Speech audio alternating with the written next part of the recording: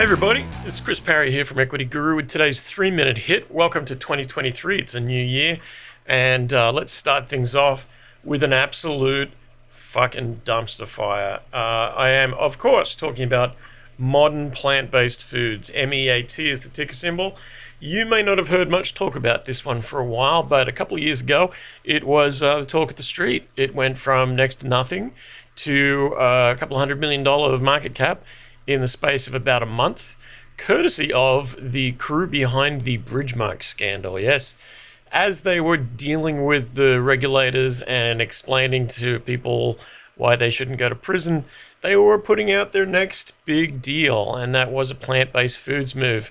A lot of people got into it despite the fact that it was connected to the Scum Brigade, and a lot of people made money for about 2 months. And then it all started going horribly wrong.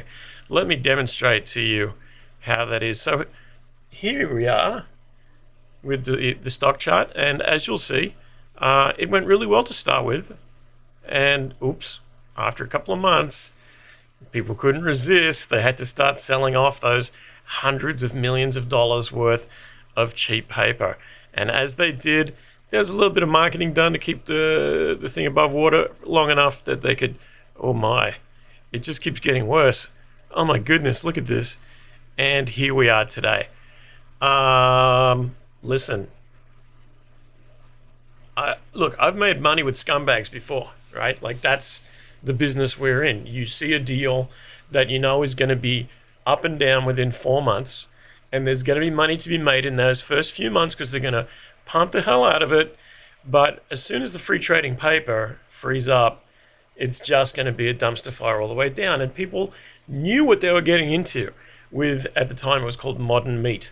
They changed that to modern plant-based foods, obviously trying to get onto the plant-based foods bandwagon, or at least stay on the plant-based foods bandwagon. Now, credit where it's due, they did a lot of acquisitions of a cafe here, a commissary kitchen there, a dude with a recipe for egg-based sausage there.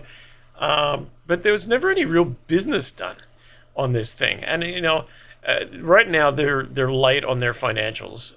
So, you know, they've got a management cease trade order, which is pretty much a death knell. But the last financials they put out there were May 31st, 2022, where they claimed they had about $1.13 million of cash left.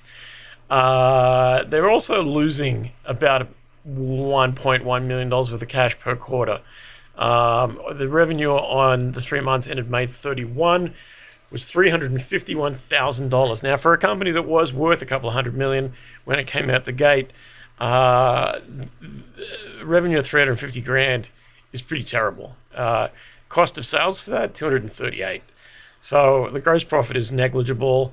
The operating expenses are 6 times more than that, and the loss is pretty substantial. So here we are, the same group of people as always, doing the same sort of thing as always. Now, do you think anyone at the regulatory bodies is looking too deeply into modern plant-based foods right now and saying, we should have seen this coming? Maybe we should have put the brakes on this thing earlier?